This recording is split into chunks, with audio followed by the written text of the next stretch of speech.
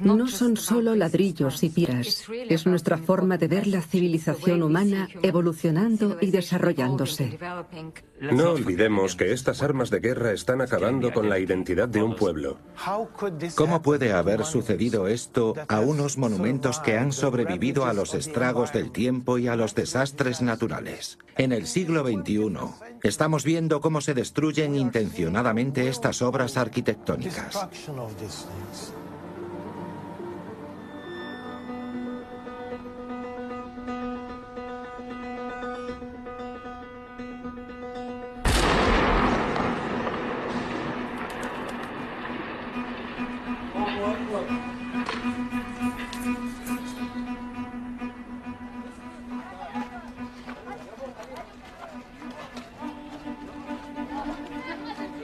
Los daños colaterales forman parte de la guerra y de los conflictos armados. Muchas construcciones han caído al interponerse en el camino de objetivos militares, y siempre hay alguna guerra en marcha. Una de las formas de borrar la historia es eliminar cualquier huella física de esa historia. Hacer creer que ahí no sucedió nada. No se puede encontrar ningún objeto, nada, porque todo se ha esfumado. En esta guerra los edificios no se interponen en el camino de ningún objetivo. Los edificios son el objetivo. Las personas viven en un lugar determinado. Su historia, su identidad y el sentido de su existencia están vinculados a ese lugar. Y lo que allí ocurra es importante. Esos edificios forman parte de su identidad.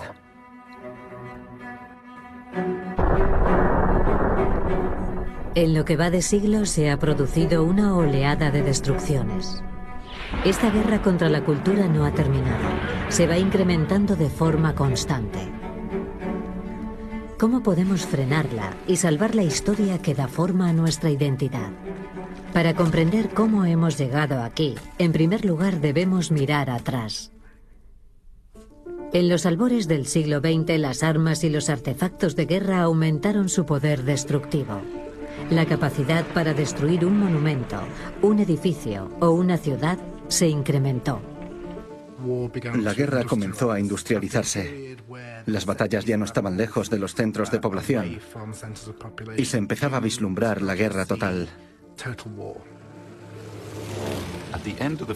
Al terminar la Primera Guerra Mundial, los aliados, tras derrotar al Imperio Germánico y al Otomano, crearon una comisión para investigar los actos criminales y las acusaciones contra los líderes de los imperios derrotados.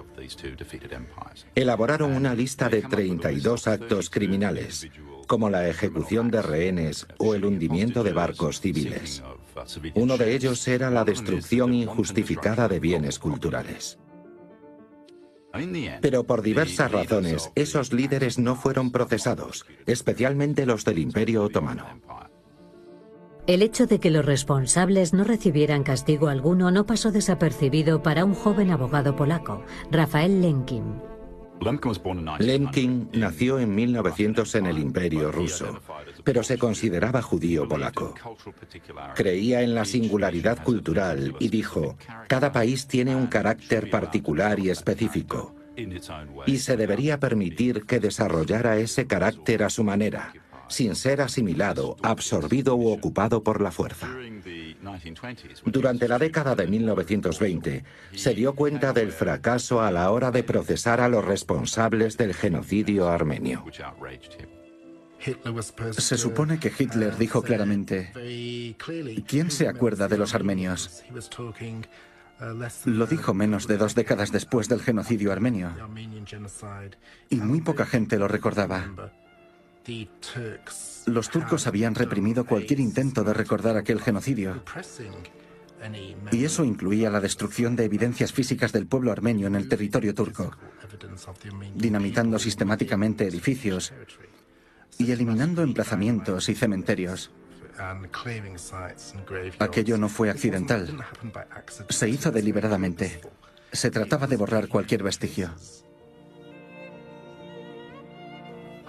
Después de la muerte de quien fue calificado como el Hitler turco, Talat Pasha, que fue asesinado por un joven superviviente armenio, a Lemkin no le gustaba la idea de que un superviviente tuviera que rendir cuentas por la muerte de un hombre que había cometido tantas atrocidades. Decía que no correspondía a los supervivientes llevar a los responsables ante la justicia.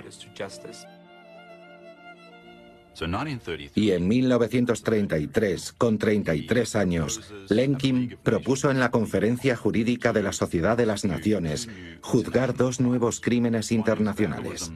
Uno era el vandalismo y el otro el barbarismo. El barbarismo es lo que actualmente llamamos genocidio, ataques físicos a las personas. El vandalismo era el ataque a los bienes culturales. Los países de la Sociedad de las Naciones declinaron criminalizar este tipo de actos. Para Lemkin, aquellas naciones con el Estado nazi a la cabeza tenían libertad para asesinar a cualquier civil. El 9 de noviembre, el interior de la sinagoga fue incendiado por miembros de las SA nazis vestidos de civiles. El fuego estuvo activo durante toda la noche y destruyó todo el interior.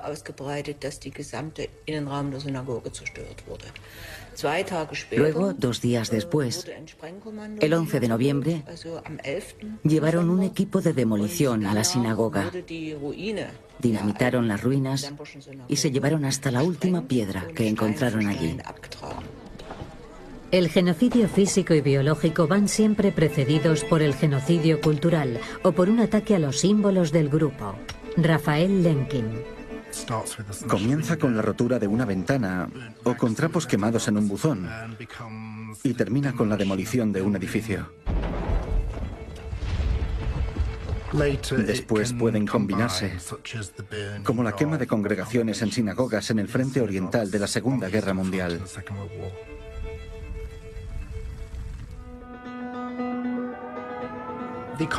El controvertido bombardeo en alfombra de Alemania por los aliados en la Segunda Guerra Mundial suscita muchas preguntas. ¿Fue una táctica legítima o una táctica exitosa? Yo creo que no fue ninguna de las dos cosas. Pero está claro que fue una táctica para atacar ciudades históricas, no necesariamente por su contenido cultural. Sin duda, trataban de desmoralizar y desahuciar a la población. Atacar de aquella manera centros urbanos y monumentos fue un claro incumplimiento de la ley y de las costumbres de la guerra. Eso es innegable. La razón oficial que Alemania adujo para llevar a cabo sus ataques sobre el Reino Unido fue eliminar objetivos industriales menores. Pero en sus diarios Goebbels reveló la verdad. Debemos atacar sus centros de cultura 2 o 3 veces seguidas, hasta que queden reducidos a escombros. Así los ingleses no volverán a intentar asustarnos con sus ataques para sembrar el terror.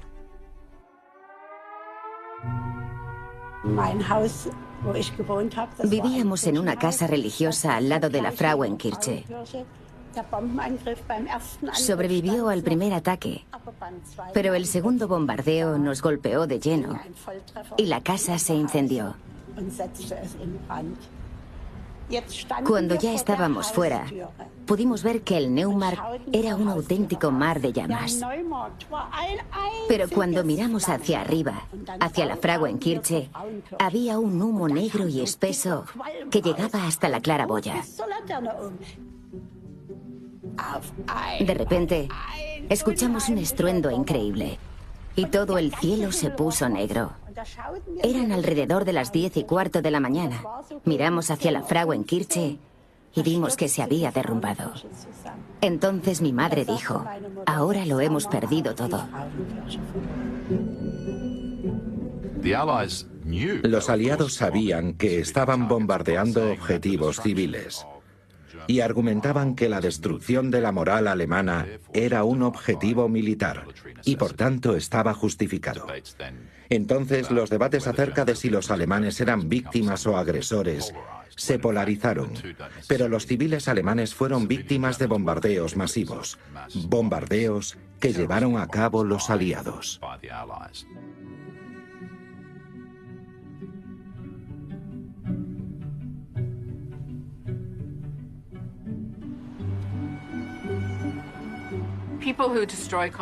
La gente que destruye bienes culturales durante los conflictos armados ha hecho también muchas otras cosas execrables que, aunque de una forma más intuitiva, también son crímenes de guerra y deberían ser castigados por ello. En general, vemos la destrucción de bienes culturales como si fuera un ciudadano de segunda clase, si lo comparamos con otros tipos de violaciones de las leyes internacionales y crímenes de guerra que se cometen. El Holocausto mostró la necesidad de adoptar las ideas de Lenkin. Él utilizó la palabra genocidio por primera vez en el año 1944, una sola palabra para lo que antes había denominado barbarismo y vandalismo. 2 años después, la Asamblea General de Naciones Unidas ordenó la creación de un comité para diseñar la Convención sobre el Genocidio. En los primeros borradores, el genocidio se dividía en 3 actos: genocidio físico, biológico o cultural. Para muchos, el genocidio cultural no estaba al mismo nivel que el físico o el biológico. Rusia defendía la inclusión del vandalismo, ya que millones de edificios de su país fueron destruidos por los nazis en la Operación Barbarroja. Pero Estados Unidos, Canadá, Australia y Nueva Zelanda, preocupados por las consecuencias de su relación con los pueblos indígenas, hicieron campaña para que se eliminaran los elementos culturales. Finalmente fue excluido en 1948. Nos queda lo que Lenkin propuso en 1933. Pero se omitió toda la dimensión cultural, que para él era tan elemental. Aunque se excluyeron los elementos culturales, los daños causados por la guerra no se podían ignorar. Después de la Segunda Guerra Mundial se firmó un gran número de convenios internacionales, en particular convenciones sobre el derecho internacional humanitario como la Convención de Ginebra. Al mismo tiempo, Naciones Unidas creó la UNESCO como un cuerpo separado. En la Convención de La Haya de 1954, por primera vez, se elabora un conjunto de leyes internacionales para proteger los bienes culturales. Sin embargo, no se los considera parte del derecho internacional humanitario, sino del derecho de conflictos armados. Yo creo que aunque se elevó el perfil de los bienes culturales, al separarlos del derecho humanitario, los hizo mucho más susceptibles a los propios conflictos armados, porque se añadió lo que se denominó incumplimiento de la necesidad militar. Y eso podía justificar muchos ataques sobre bienes culturales. La distensión de la Guerra Fría condujo a ciertas limitaciones sobre la destrucción cultural, pero con la caída del telón de acero se desató el pandemonio.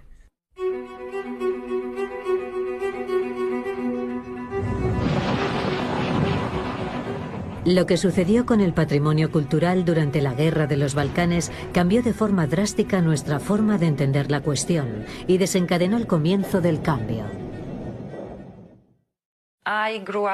Yo me crié en una familia de 4 miembros. Mi padre era abogado y mi madre trabajaba en un banco. Mi hermana y yo nos llevábamos 3 años. Éramos una familia feliz, muy feliz. Tras la muerte de Tito, las cosas empezaron a cambiar. Aunque yo no lo percibía, se estaba produciendo un cambio tanto a nivel político como a nivel económico. De repente, empezamos a sufrir escasez. Había problemas para obtener ciertos productos. Y por primera vez se hablaba públicamente de la deuda nacional. Así que las cosas estaban cambiando. Si en su país el Ku Klux Klan tuviera el control total de todas las cadenas de televisión nacionales e incluso de los periódicos locales, y si durante 10 años tuvieran solo acceso a los mensajes de David Duke, entonces ustedes también tendrían una guerra.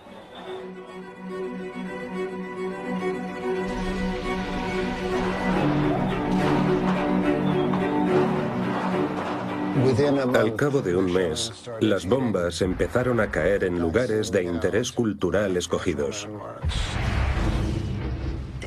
Supe que aquella gente iba en serio en mayo de 1992, cuando incendiaron la biblioteca del Instituto de Estudios Orientales. Antes de eso, ya había muerto gente y había habido expulsiones, pero yo reaccioné de una forma más profunda cuando me enteré de lo que había sucedido con el Instituto de Estudios Orientales. Creo que até cabos y pensé, esto no es solo alguien que expresa su ira matando a otras personas, sino que saben lo que esa biblioteca alberga, saben lo que están haciendo y lo hacen con un propósito concreto. Esto no va a desaparecer así como así. Están reescribiendo la historia. Aquello me asustó mucho. Fue una especie de momento apocalíptico ver aquel vacío. Y pensé que después de eso ya nada existiría. Detrás de las revelaciones del verano de 1992 sobre los campos de concentración, los asesinatos en masa y los cientos de miles de personas desplazadas, detrás de todo eso estaba también la destrucción de la cultura. Atacaban a aquellas personas no por ser adversarios armados, sino por pertenecer a una categoría cultural equivocada. Fue entonces cuando quedó muy claro que no se trataba simplemente de algo accidental, sino que era un objetivo primordial.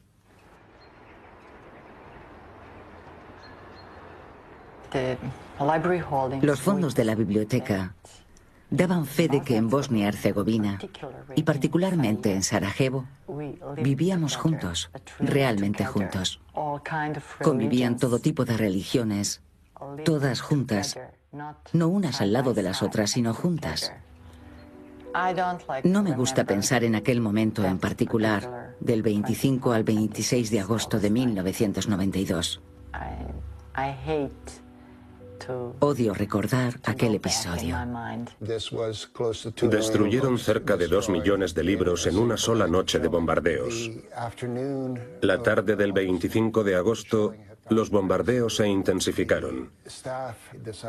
Se decidió que no era seguro que el personal permaneciera en el edificio. A una de las empleadas, Aida Buturovic, le alcanzó un proyectil cuando regresaba a su casa y murió. Su familia encontró su cuerpo al día siguiente en el depósito de cadáveres. Aquello sucedió durante el sitio de la ciudad, cuando la biblioteca ya no estaba abierta al público. Los empleados acudían a trabajar y no cobraban ningún salario. Trabajaban en oficinas que ya no tenían ventanas, pero seguían yendo allí porque tenían que salvar los libros. Cuando pienso que ya no está allí, siento un espasmo en el estómago, un nudo en la garganta. Noto la presencia de la muerte acechando en su ausencia. He oído que la gente de Mostar, incluso los adultos, lloraron cuando vieron que el puente había caído. Esperamos que la gente muera e incluso perder nuestra propia vida, pero la destrucción de un monumento es otra cosa. El puente, en toda su belleza y elegancia, se construyó para sobrevivir al paso del tiempo. Fue un intento de aprender la eternidad. Trascendió nuestro destino individual. El puente somos todos nosotros, para siempre. La destrucción del puente de Mostar no podía pasarse por alto. En los acuerdos de Dayton se incluyeron cláusulas para proteger el patrimonio de los Balcanes de ahí en adelante. El Consejo de Seguridad de la ONU creó un tribunal penal durante la Guerra de los Balcanes para llevar ante la justicia a los responsables de tantas atrocidades. Tenía sus propias reglas, inspiradas en la Convención de La Haya de 1954, según las cuales la destrucción cultural intencionada sería penalizada. En 1998 estalló la guerra en Kosovo. Cuando concluyó al año siguiente, se otorgó a la ONU el control administrativo de Kosovo. Llamé a la sede de la UNESCO en París y pregunté si había algún proyecto para realizar una investigación exhaustiva acerca de lo que había sucedido con el patrimonio cultural en Kosovo. Su respuesta fue perturbadora.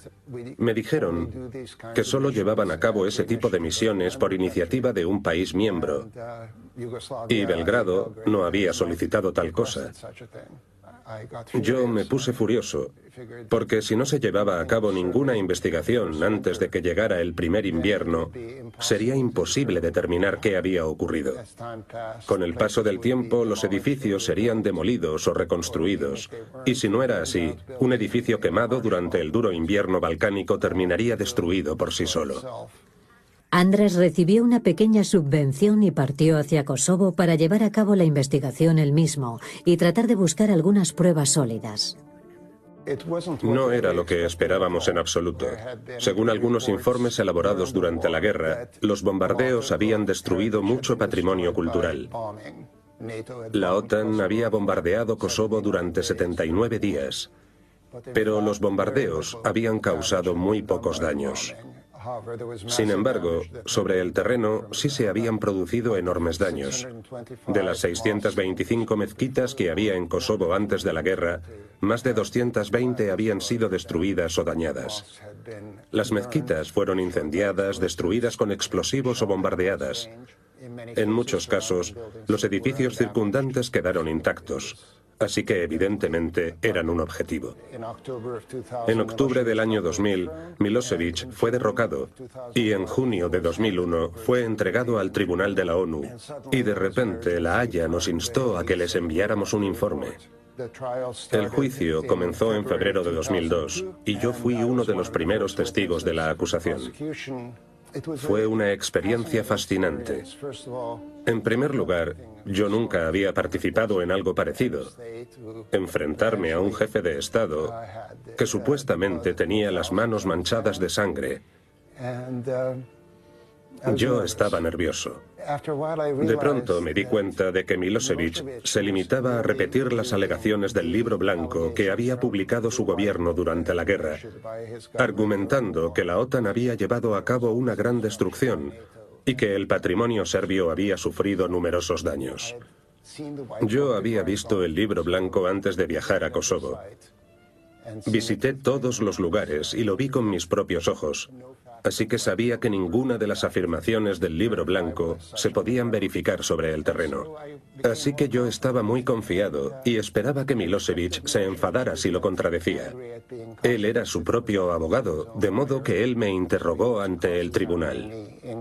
Y de repente me di cuenta de que yo sabía más y me importaba más todo aquello que a él. Pero también, cada vez que le contradecía, parecía desconcertado. Un minuto después volvía a hacer la misma pregunta y parecía todavía más confundido. Y entonces me di cuenta de lo peligroso que es el poder absoluto, porque crees que puedes controlar la realidad a tu antojo. ¿Vais a creer lo que yo digo o lo que veis con vuestros ojos? Los fiscales del tribunal pidieron a András que recopilara pruebas similares para Bosnia. Pasé el mes de julio recorriendo Bosnia. En mi trayecto utilicé un mapa en el que empecé a marcar puntos. Finalmente, los puntos acabaron convirtiéndose en dibujos y se podía ver el territorio que habían invadido y en el que habían hecho una limpieza étnica, porque los puntos marcaban la destrucción de monumentos históricos. Y hasta donde yo sé, en toda la sección de Bosnia controlada por Serbia, no quedó una sola mezquita indemne y 3/4 partes de las iglesias católicas fueron igualmente destruidas. Debo dejar claro que también se destruyó parte del patrimonio ortodoxo serbio, pero no en la misma proporción ni en el mismo contexto. Con esto concluyen sus pruebas. Gracias por entregarlas al tribunal. Puede marcharse. Gracias. Milosevic murió en 2006, antes de que su juicio hubiera concluido, pero el trabajo de András Riedlmayer y otros como él tuvo su efecto. En 2004, Miodrag Jokic fue condenado a 7 años de cárcel por el ataque a la ciudad vieja de Dubrovnik. Su superior fue condenado a 8 años. Era la primera vez en la historia de la guerra moderna en que se penalizaba el ataque a monumentos culturales, castigando a los responsables de más alto nivel. Esto tiene que frenar a los generales de todo el mundo. Estos dos oficiales de alto rango fueron condenados no porque quedara demostrado que habían ordenado los bombardeos de Dubrovnik, sino porque estaban al tanto de ellos, no hicieron nada para detenerlos y no castigaron ni impidieron aquellos ataques. En otro caso, la sentencia del juicio concluía: ya sea destrucción física o biológica, a menudo se realizan ataques simultáneos sobre las propiedades culturales y religiosas del grupo al que se ha marcado como objetivo. Ataques que pueden ser considerados como pruebas de un intento de destruir físicamente al grupo. El eco de la voz de Lenkin resonaba en la distancia.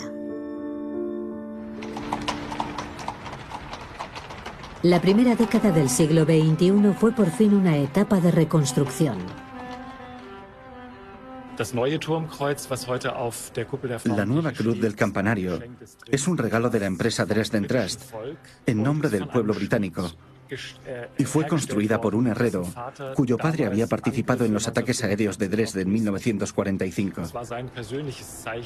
Fue como una expresión de reconciliación personal. Después de haberla visto reducida a escombros, cuando la contemplo ahora y veo ante mí un edificio tan bello, apenas puedo creerlo. La Frauenkirche es un símbolo de paz y reconciliación.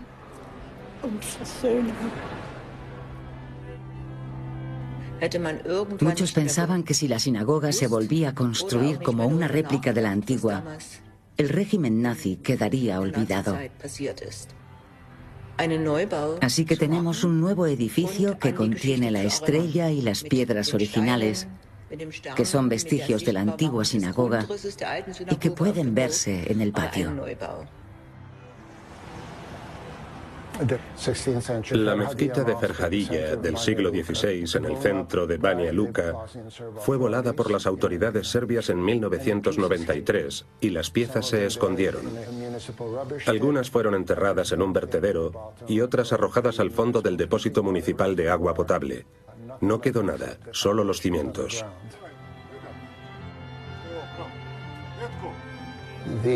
Los musulmanes supervivientes de Banja Luka dijeron: reconstruyámosla tan rápido como sea posible. Pero el profesor Hamidovich les dijo: ¿de verdad quieren dejar ahí estas piedras del antiguo edificio que durante más de 400 años han oído la llamada a la oración? ¿Quieren dejarlas en el fondo del vertedero? Entonces la comunidad local cambió de idea y dijo: no, reutilicemos el viejo material. Un año vine a Banja Luka porque mi padre llevaba viviendo aquí más de 20 años. Entonces medí una parte del pórtico exterior, las bases, la altura y el perímetro de las columnas. Y grabé en vídeo las decoraciones de los capiteles.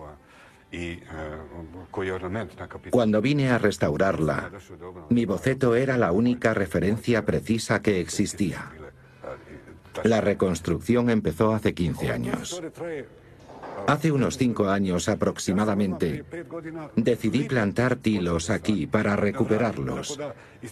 Así que crecen al mismo tiempo que la mezquita. De esa manera el ambiente es auténtico y ayuda a sanar la herida.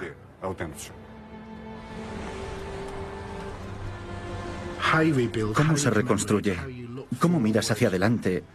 ¿O cómo miras al pasado? Hay que inspirarse en el lema de Varsovia: no nos amedrentarán. Volveremos a construir los mejores y más grandes. Además está el deseo de conmemorar lo sucedido, de rendir homenaje a los muertos. En parte, ese es el desafío que entraña reconstruir la zona cero. Es necesario recordar, pero al mismo tiempo hay que plantar los cimientos del Nueva York del siglo XXI. Yo supongo que ese equilibrio es posible, aunque a menudo nos encontramos sobre el filo de la navaja y dudamos entre olvidar o seguir adelante. Pero olvidar implica un gran riesgo. Primero cayó Ben Ali en Túnez. 2 semanas más tarde cayó Mubarak en Egipto. Luego le tocó a Libia. Y entonces todos miramos hacia Siria, preguntándonos si también allí prendería la mecha.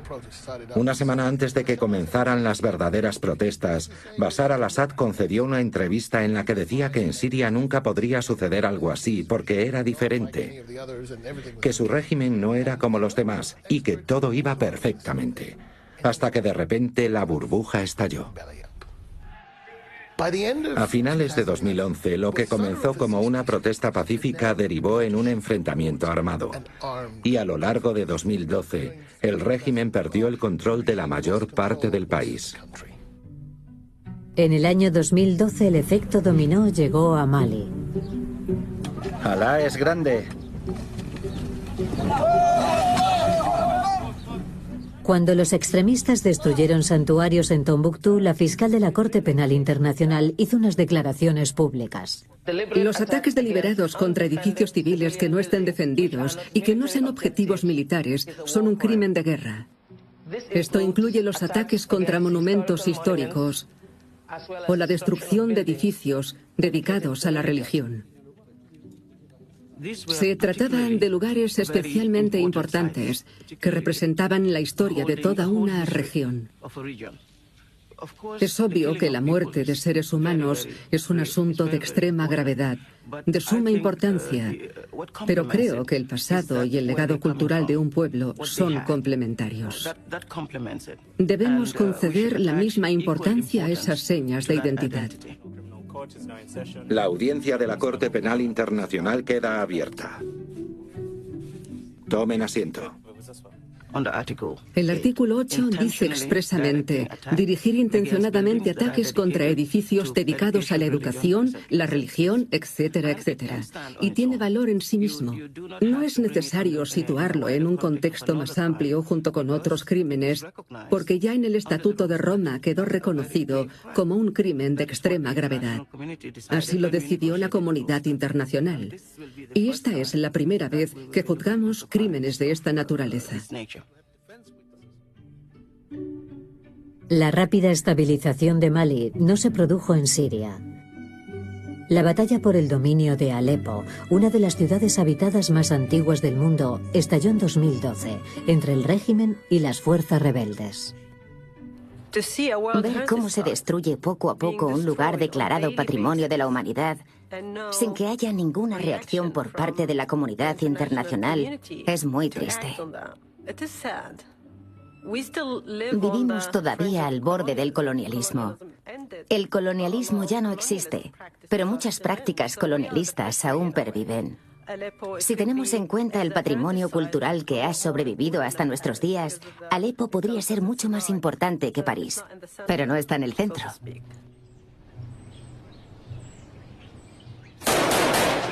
En 2013 estábamos ya ante una guerra civil que se fue transformando en un enfrentamiento entre múltiples facciones, con saqueos de lugares arqueológicos y destrucción intencionada del patrimonio cultural por causas interétnicas y por divisiones entre distintas facciones. Las redes sociales de todo el mundo y del interior de Siria se convirtieron en parte esencial de la lucha. Todo partió de unas informaciones publicadas en Facebook por un grupo de arqueólogos expatriados sirios sobre lo que estaba sucediendo con el patrimonio cultural sirio. Habían obtenido esa información de personas que estaban dentro de Siria, en zonas a las que las agencias de noticias no tenían acceso. Ellos contaban lo que estaba sucediendo y nos pedían que hiciéramos algo al respecto. Esa gente corre un gran riesgo y necesitan saber que estamos haciendo algo. Para ellos es muy importante conectar con el exterior para no sentir que se les ha abandonado. Eso les hace albergar esperanzas de que hay alguien ahí fuera que intenta ayudarlos. Cuando organizamos nuestro taller para colegas sirios que estaban trabajando en zonas de Siria que no están controladas por el gobierno, corrieron un gran riesgo. Cruzaron la frontera sur de Turquía, se reunieron con nosotros y pasamos 3 días juntos. Fue toda una revelación conocer a estas personas y comprender los riesgos que corren mientras tratan de preservar su patrimonio cultural, protegiendo los muros con sacos de arena, embalando y cuidando los materiales sin apenas medios con los que trabajar. Cuando el Museo de Marat fue bombardeado en junio de 2015, muchos de sus mosaicos romanos se salvaron gracias a los métodos de protección empleados por este equipo. Hay individuos entrenados para documentar cualquier violación que ponga en peligro los lugares de valor arqueológico. También contamos con imágenes por satélite como parte de un registro documental imprescindible, ya que podría ser el único legado que nos quede de algunos de estos sitios. Estamos muy pendientes de Alepo desde que comenzó el conflicto y el 99% de los daños se han producido en zonas que no están controladas por el régimen de Al-Assad. La mayoría estaban en lugares controlados por opositores al régimen o en zonas de conflicto. Podemos identificar a unos grupos o a otros por las armas y los vehículos que utilizan cada uno de los bandos. Si observamos esos vehículos, sabemos que se trata de uno u otro grupo. En esta imagen tomada en diciembre de 2011, antes del conflicto, en la zona donde se ubica la mezquita, se puede ver perfectamente el minarete alzándose desde el interior. Todo este espacio es el Zoco al-Medina, el gran mercado cubierto. Ahora vamos a saltar a una imagen tomada en julio de 2014. El minarete fue destruido y posteriormente hubo una serie de bombardeos y entonces aparecieron estos grandes cráteres a los lados de la mezquita.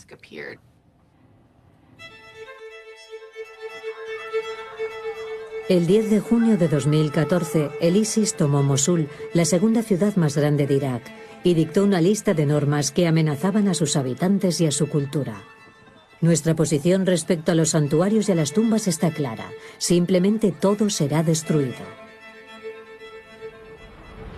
El objetivo del ISIS no era solo el adoctrinamiento, sino imponer una nueva realidad y aterrorizar a la población. Enseño a arqueólogos iraquíes y kurdos y recibimos a estudiantes de todas las provincias de Irak y de todas las religiones. La última clase del curso de preservación de sitios arqueológicos fue en agosto de 2014. Ese día el ISIS estaba a 20 minutos de la ciudad.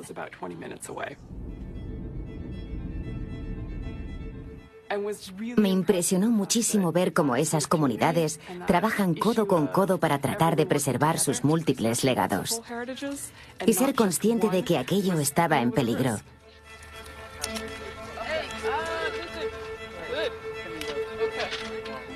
Para mí es muy duro ver lo que ha sucedido, sobre todo en Mosul.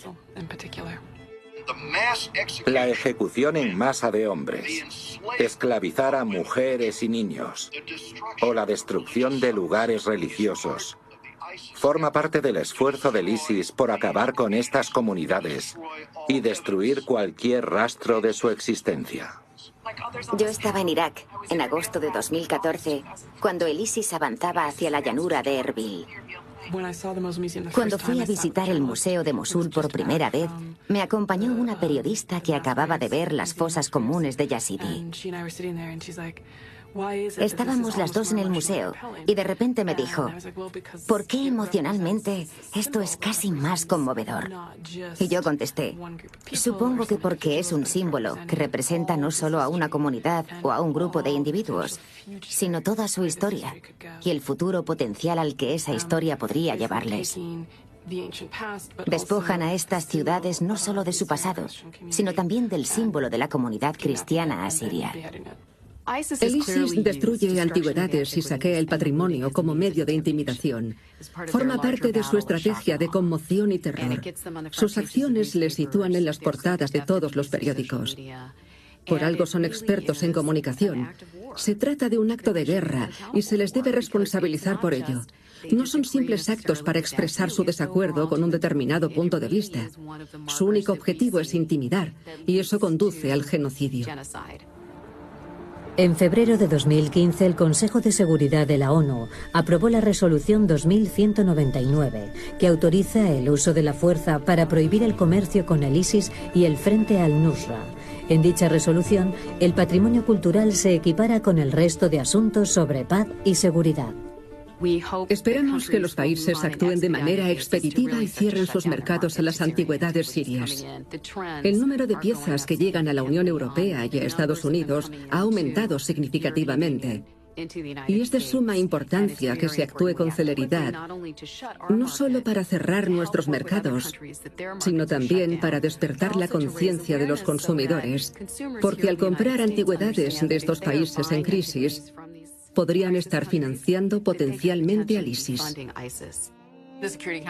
La resolución del Consejo de Seguridad incide en la cuestión del saqueo patrimonial porque es una fuente de financiación de la que se nutre el terrorismo y el ISIS. Pero no se han posicionado respecto a la destrucción de lugares culturales por parte del régimen de Al-Assad u otros grupos rebeldes. Al comienzo del conflicto, cuando empezamos a hablar de la necesidad de proteger el patrimonio cultural, se criticó a la UNESCO y a mí personalmente. Nos acusaron de falta de sensibilidad por preocuparnos de los edificios mientras la gente estaba muriendo. Creo que ahora todo el mundo ha entendido que no se trata de elegir entre vidas humanas y patrimonio. Es una cuestión de identidad. En los campos de batalla, como Alepo, la intervención directa es prácticamente imposible. En lugares más expuestos, como Palmira, ¿deberían enviarse tropas para evitar una destrucción intencionada? Es muy fácil decir que envíen tropas como medida de protección. Sin embargo, en la práctica no es una buena solución. A menos que estemos dispuestos a entrar en un territorio, conquistarlo y defenderlo, no serviría de nada. Si queremos una solución militar, esa es la única alternativa. No se puede proteger un sitio en concreto y olvidarse del resto. Y esos soldados necesitan protección, así que habría que enviar más tropas. Creo que la solución militar debería ser limitada. Solo una política que ponga fin al conflicto será capaz de proteger el patrimonio cultural y, por supuesto, también a la población civil. Para hallar una solución a largo plazo hay que trabajar de forma conjunta. Tribunales, gobiernos, ejército y también educación y concienciación. Pero existen limitaciones desde hace más de un siglo que no pueden ignorarse. No siempre se reconoce el papel de la destrucción cultural. El bombardeo de la Biblioteca Nacional fue un crimen por el que Milosevic fue procesado, pero su muerte cerró las puertas a la justicia. Pero otros casos ni siquiera han llegado a los tribunales. Hay que tomar decisiones difíciles cuando el juicio corre el riesgo de alargarse indefinidamente. Se reconoció que la destrucción del puente de Mostar fue un ataque deliberado con suma prudencia. Las necesidades militares se utilizan una y otra vez como cortina de humo. El conflicto en Siria ilustra muchos de los problemas a los que nos enfrentamos al aplicar el derecho internacional. Si nos fijamos en la destrucción del centro histórico de Alepo y de su mezquita, o el bombardeo por parte del régimen de Al-Assad del castillo medieval Krak de los Caballeros, ambos patrimonio de la humanidad, el régimen de Al-Assad podría aducir necesidades de tipo militar. Los intentos por suprimir la cultura de ciertas comunidades atañe a los derechos humanos y, como tal, deberían ser tratados. Estamos convencidos de que la Asamblea de las Naciones Unidas cuenta con suficientes mecanismos para hacer frente a esta cuestión en el futuro. Pero eso no ha ocurrido. Lo que Lemkin y otros definieron como genocidio cultural nunca ha sido tratado y no se ha reconocido ampliamente como parte de los derechos humanos. Lo que hay que hacer es volver a las tesis de Raphael Lemkin, volver a la Convención sobre el delito de genocidio e insertar las cláusulas sobre vandalismo para reconocer de una vez que lo que está ocurriendo forma parte de ese mismo intento de atacar las señas de identidad y la memoria, de atacar a comunidades y a grupos étnicos. La única medida que dejaría claro que estos ataques son inaceptables sería incorporar estas disposiciones a la Convención sobre el delito de genocidio. ¿Puede dotarse de mayor contenido el Convenio de La Haya? En primer lugar, creo que hay que ratificar lo acordado y luego hay que poner en práctica estas convenciones. Se tienen que incorporar a la legislación nacional. Dicen que el Convenio de La Haya de 1954 no funciona porque el patrimonio cultural se sigue destruyendo. Pero eso es como decir que las señales de stop no funcionan porque la gente se las sigue saltando. Primero hay que aplicarlas antes de juzgar si funcionan o no. Los conflictos que tenemos en la actualidad no se parecen a los de la Segunda Guerra Mundial y es mucho más complicado.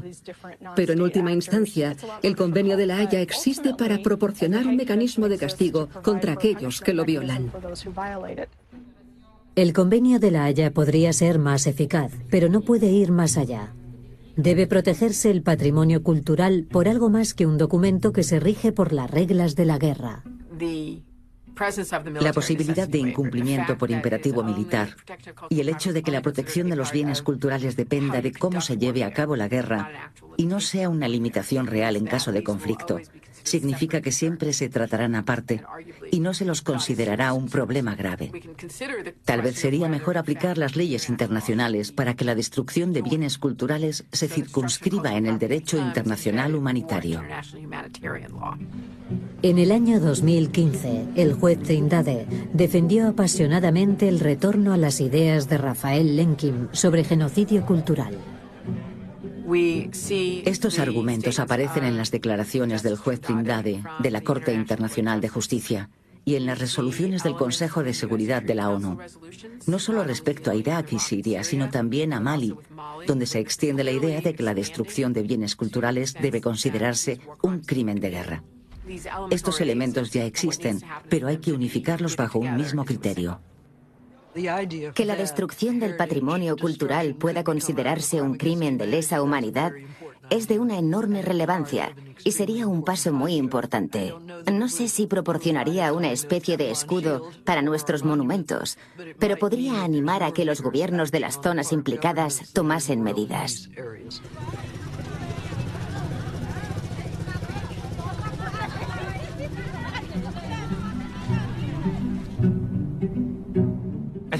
Creo que es la primera vez desde 1948 que una operación de paz lleva implícita la protección del patrimonio cultural. En la misión de paz de Naciones Unidas en Mali hay ayudas para la conservación del patrimonio. Los mausoleos, las mezquitas y los edificios se visitan regularmente. Nuestras tropas tienen las coordenadas de cada edificio. También adiestramos a las Fuerzas Armadas de Mali y a la policía para que comprendan la importancia de esta labor y para que ayuden a proteger su patrimonio cultural. Cuando visité Mali con el presidente francés, creo que fue unos 10 días después de que expulsaran a los extremistas de Tombuctú, los lugareños vinieron a hablar con nosotros y nos preguntaron, ¿qué van a hacer con estos mausoleos? Y nosotros les dijimos, hay que reconstruirlos, igual que reconstruimos el puente de Mostar. 2 de esos mausoleos ya han sido reconstruidos y continuaremos con esa labor. Es importante para el pueblo, para su identidad y autoestima, y también para su futuro. Sí, necesitamos esas convenciones. Tenemos que hacer una política que pueda contar con la protección militar y con la Corte Penal Internacional, pero la clave está en la prevención. Se necesita un cambio de mentalidad. Hay que luchar contra esta nefasta forma de hacer política identitaria. Al final es lo que cuenta. Pero hay otros signos de esperanza. La gente que está trabajando para aprovechar el poder de la tecnología. De la misma forma que se ha utilizado para destruir, se puede usar no solo para monitorizar la destrucción, sino también para reconstruir. Desde mi infancia me ha interesado ese sitio arqueológico que contiene la mayor colección de yácares armenios. En 2005, una agencia rusa de noticias publicó un artículo en el que se decía que el cementerio de Yulfa había sido destruido por el ejército de Azerbaiyán. Está todo grabado. Pero lo que más me dolió fue la negación, no de que hubiera sido destruido, sino de la propia existencia del cementerio.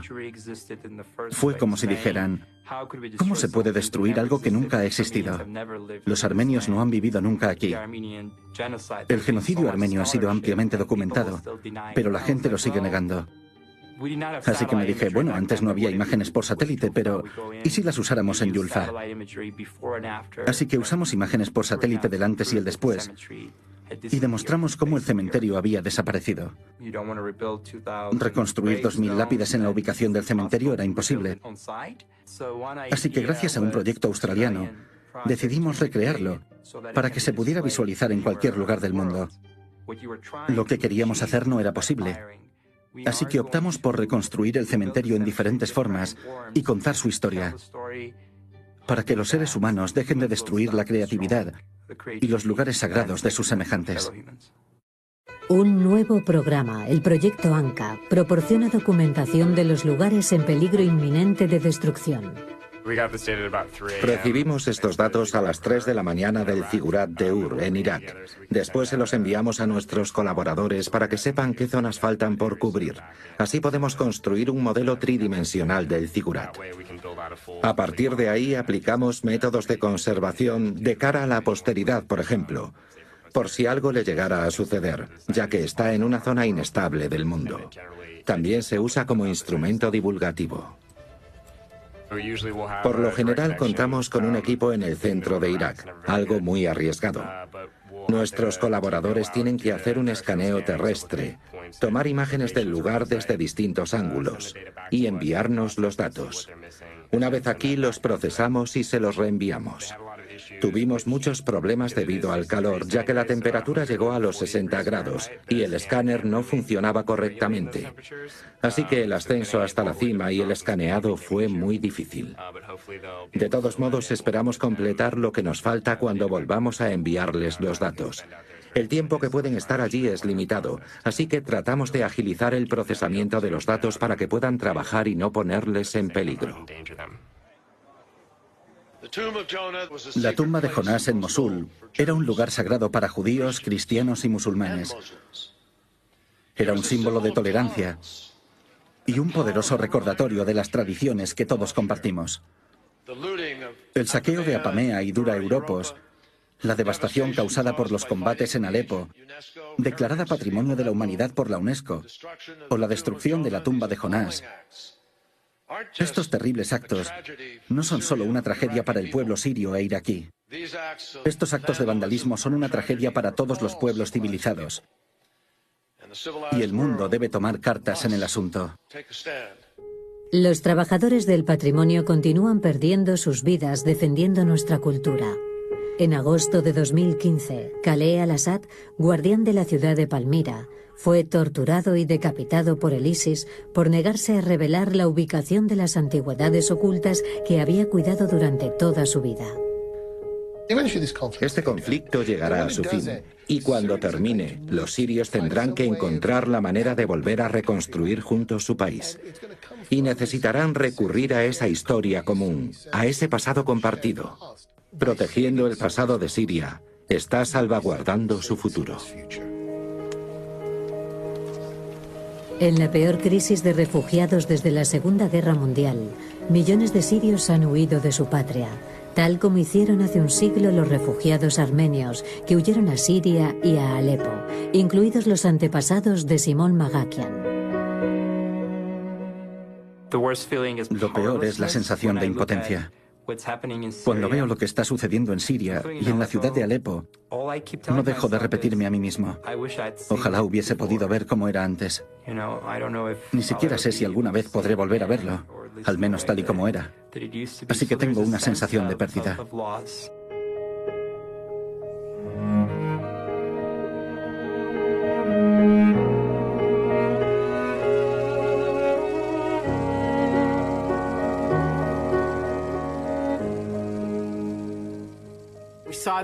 Ya vivimos una situación parecida en los Balcanes.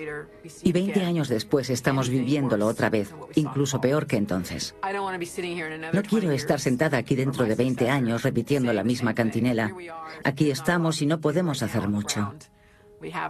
Tenemos una estupenda ley abstracta, pero no parece eficaz, o al menos no tan eficaz como nos gustaría. Solo si ahora damos los pasos necesarios para que esos puntos de la ley engloben objetivos más amplios, podremos garantizar la protección del patrimonio cultural para las generaciones futuras.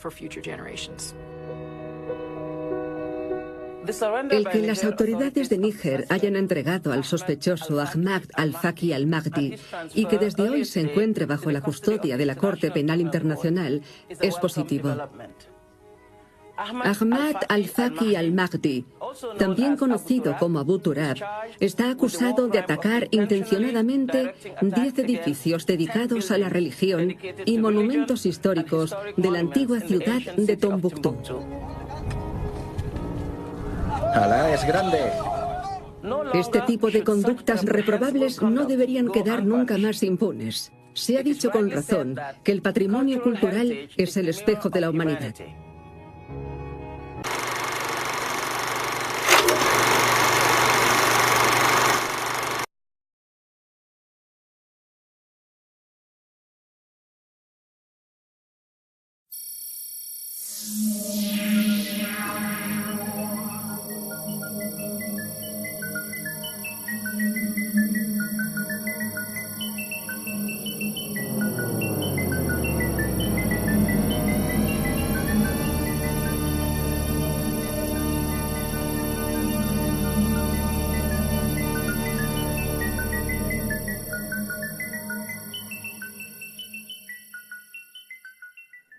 En 1920, se dio cuenta del fracaso a la hora de procesar a los responsables del genocidio armenio. Se supone que Hitler dijo claramente: ¿quién se acuerda de los armenios? Lo dijo menos de 2 décadas después del genocidio armenio, y muy poca gente lo recordaba. Los turcos habían reprimido cualquier intento de recordar aquel genocidio, y eso incluía la destrucción de evidencias físicas del pueblo armenio en el territorio turco, dinamitando sistemáticamente edificios y eliminando emplazamientos y cementerios. Aquello no fue accidental. Se hizo deliberadamente. Se trataba de borrar cualquier vestigio. Después de la muerte de quien fue calificado como el Hitler turco, Talat Pasha, que fue asesinado por un joven superviviente armenio, a Lemkin no le gustaba la idea de que un superviviente tuviera que rendir cuentas por...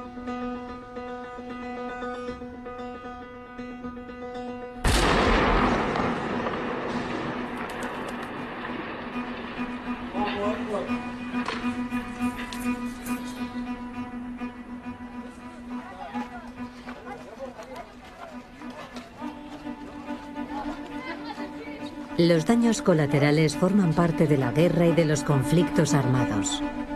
Muchas construcciones han caído al interponerse en el camino de objetivos militares, y siempre hay alguna guerra en marcha. Una de las formas de borrar la historia es eliminar cualquier huella física de esa historia. Hacer creer que ahí no sucedió nada. No se puede encontrar ningún objeto, nada, porque todo se ha esfumado. En esta guerra los edificios no se interponen en el camino de ningún objetivo. Los edificios son el objetivo. Las personas viven en un lugar determinado. Su historia, su identidad y el sentido de su existencia están vinculados a ese lugar. Y lo que allí ocurra es importante. Esos edificios forman parte de su identidad.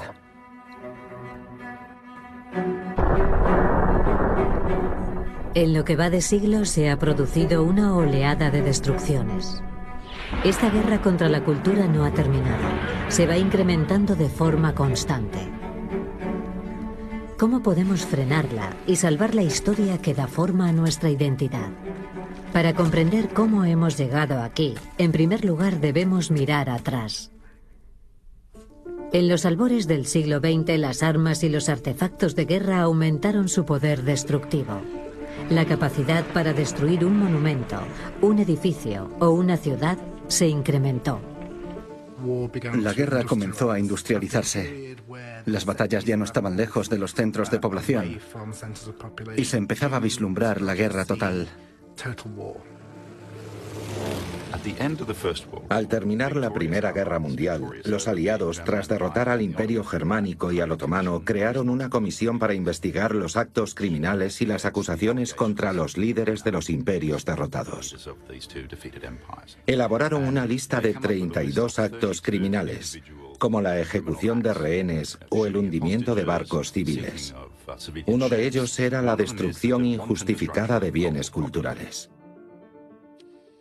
Pero por diversas razones, esos líderes no fueron procesados, especialmente los del Imperio Otomano. El hecho de que los responsables no recibieran castigo alguno no pasó desapercibido para un joven abogado polaco, Rafael Lemkin. Lemkin nació en 1900 en el Imperio ruso, pero se consideraba judío polaco. Creía en la singularidad cultural y dijo, cada país tiene un carácter particular y específico, y se debería permitir que desarrollara ese carácter a su manera, sin ser asimilado, absorbido u ocupado por la fuerza. Durante la década de